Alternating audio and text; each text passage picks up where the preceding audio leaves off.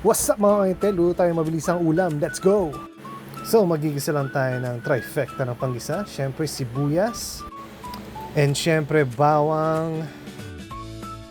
At kamatis. Pag nagisa na yun, ilagay natin ang pork giniling. Pinakuluan ko na ito kanina para malinis. Siyempre titimplahan natin yan ng patis.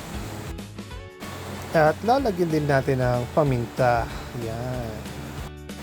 Lalagyan na rin natin ng tubig para mapakuluan natin yan ng mabuti.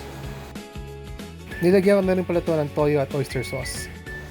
Comment na naman kung tagasan ka para mabati kita. Para malaman ko din kung hanggang saan umaabot ang video na to. Ilagay na rin natin ang hiniwang sayote. Ayan. And if you like this video, please like, share, and subscribe. Links below.